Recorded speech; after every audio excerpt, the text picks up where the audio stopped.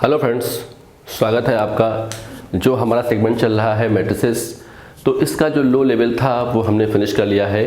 अब अगर आपको लो लेवल के वीडियोस देखने हैं तो आप ऊपर आने वाले आइकॉन पर क्लिक करके उनको देख सकते हैं। तो उससे आपको मैट्रिसेस का जो बेस है वो एकदम क्लियर हो जाएगा। तो आज हम शुरू करते हैं मिड लेवल, यानी मैट्रिसेस के कॉन्सेप्ट का मिड लेवल, जिसमें आप पढ़ेंगे types of matrix, solution of matrices का थोड़ा सा डीप नॉलेज। जैसा कि आपने लो लेवल में पढ़ा, आराम से हो गया सब कुछ, आपके जो मैट्रिक्स थे वो सिंपल से थे, लेकिन अब आपको हम थोड़ा सा टिपिकल केस में लेकर जाने वाले हैं। ठीक है दोस्तों, तो आप हमारे चैनल को लाइक करें, सब्सक्राइब करें और अपने दोस्तों को भी इसके बारे में बताएं ताकि वो भी इसके बारे में डीप नॉलेज फाइंड कर सकें। तो आइए स्टार्ट करते हैं मिड लेवल का पहला वीडियो फॉर मैट्रिसेस। तो आज हम आपको सिखाने वाले हैं कि टाइप्स ऑफ मैट्रिक्स, यानी हम आपको some special types of matrices के बारे में इन वीडियोस में बताएंगे लगातार। तो पहला जो हमारा मैट्रिक्स है वो आता है सिमेट्रिक मैट्रिक्स। क्या होता है, आइए बात करते हैं। हम लोग बात करने वाले हैं सिमेट्रिक मैट्रिक्स की।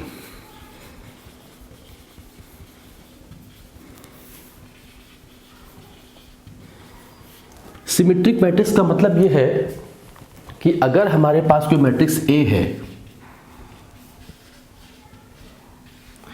और अगर हम इसको ट्रांसपोज कर देते हैं, तो अगर ए बराबर ए डैश आ जाता है तो हम इसको बोलते हैं सिमेट्रिक मैट्रिक्स। यानी कि रो चेंज टू कॉलम और कॉलम चेंज टू रो करने पर वैल्यू में कोई डिफरेंस अगर नहीं आ रहा है तो इसको हम क्या बोलेंगे, इसको बोलेंगे सिमेट्रिक मैट्रिक्स। एक एग्जांपल से बताएंगे आपको तो समझ में आपको आएगा। सपोज कर लिए मैंने एग्जांपल ले लिया यहां पर,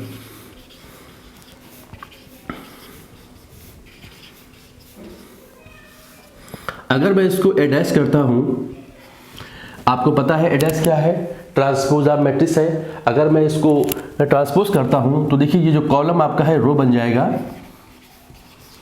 ये वाला कॉलम फिर रो बन जाएगा। तो आपने क्या पाया कि अगर मैंने ए को ए डैश कर दिया है तो वैल्यू ए मिल रही है। तो इस टाइप की जो मैट्रिक्स है वो क्या कहलाएंगे आपके, वो आपके कहलाते हैं सिमेट्रिक मैट्रिक्स। क्लियर है दोस्तों, ध्यान रखेंगे कि आपको हर स्पेशल टाइप मैट्रिक्स का एग्जाम्पल लर्न रखना होगा, तो उससे आपको आराम रहेगा। सिमेट्रिक मैट्रिसेस के बाद आता है स्क्यू सिमेट्रिक मैट्रिक्स। देखते हैं हम लोग। स्क्यू सिमेट्रिक मैट्रिक्स में अगर हमारा मैट्रिक्स ए बराबर ए आई जे है तो ए डैश यानी कि ये हो जाएगा। मतलब कि अगर हम रो चेंज टू कॉलम और कॉलम चेंज टू रो करते हैं तो इसका मतलब ये हुआ कि माइनस कॉमन आ जाएगा। ठीक है दोस्तों, क्लियर है। अब देखिए मैं इसी में आपको दूसरा मैट्रिक्स दिखाता हूं। अगर मैं यहां पर लिख देता हूं 0 0, ये आपका होता है माइनस माइनस माइनस। जब आप ए डैश करेंगे तो आपको मिलेगा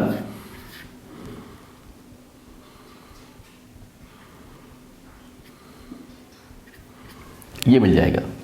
और अगर मैं यहां से ए डैश में कॉमन निकाल लूं माइनस को तो क्या मिलेगा मुझे,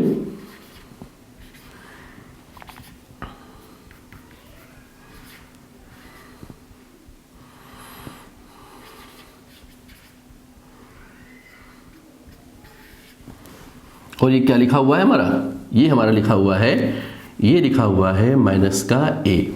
अदर यू कैन से कि ये देखिए आप कि अगर मैं माइनस कॉमन निकाल लेता हूं तो आपको मिल जाता है क्या, स्क्यू सिमेट्रिक मैट्रिक्स। अब थोड़ी सी इनकी प्रॉपर्टी के बारे में हम लोग डिस्कस कर लेते हैं यहीं पर, क्योंकि ये प्रॉपर्टी बहुत ही इंपॉर्टेंट है और आपके आने वाले टीजीटी एग्जाम या ऑब्जेक्टिव क्वेश्चन में काफ़ी आपको ये आराम देगी।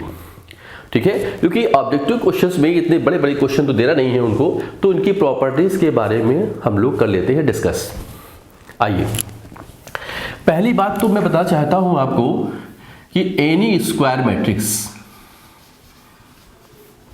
अगर कोई स्क्वायर मैट्रिक्स हमारे पास है तो उसको हम लोग सम और डिफरेंस के रूप में फाइंड कर सकते हैं स्क्यू सिमेट्रिक एंड सिमेट्रिक के फॉर्म में। यानी किसी भी एक दिए हुए स्क्वायर मैट्रिक्स को हम लोग सिमेट्रिक और स्क्यू सिमेट्रिक मैट्रिक्स के सम और ऐड के फॉर्म में रिप्रेजेंट कर सकते हैं। ये प्रॉपर्टी आपकी पहली है, समझ में आ रही है। स्क्वायर मैट्रिक्स को मैं बता देता हूं आपको। जैसे मान लीजिए मैंने मैट्रिक्स ए ले लिया है, इसको मैं कर सकता हूं हाफ ए प्लस हाफ ए।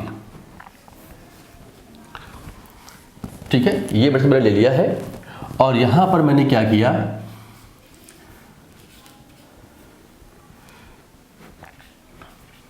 प्लस हाफ भी कर देते हैं हम लोग,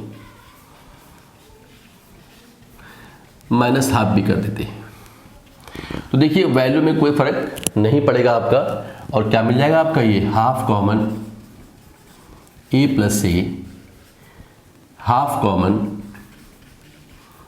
बी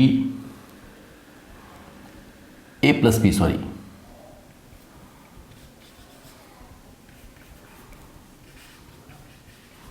इस तरह में एडजस्ट कर लिया।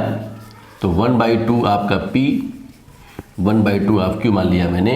तो जो आपके ये P और Q हैं, तो ये आपका सिमेट्रिक होगा और ये आपका स्क्यू सिमेट्रिक होगा। ठीक है, यानी किसी भी स्क्वायर मैट्रिक्स को हम लोग यूनिकली सम और डिफरेंस में रिप्रेजेंट कर सकते हैं, जो कैसा होगा, सिमेट्रिक और स्क्यू सिमेट्रिक मैट्रिक्स होगा। दूसरी बात दोस्तों यहां बता दूं मैं आपको, प्रॉपर्टी हमारी है कि every skew symmetric matrix is a singular matrix. जब सिंगुलर की बात आई है, मैं बता दूं आपको, सिंगुलर मैट्रिसेस वो मैट्रिक्स है जिनकी डिटरमिनेंट वैल्यू 0 आती है, और नॉन सिंगुलर मैट्रिक्स वो मैट्रिक्स है जिनकी डिटरमिनेंट वैल्यू 0 नहीं आती है। तो प्रॉपर्टी हमारे पास है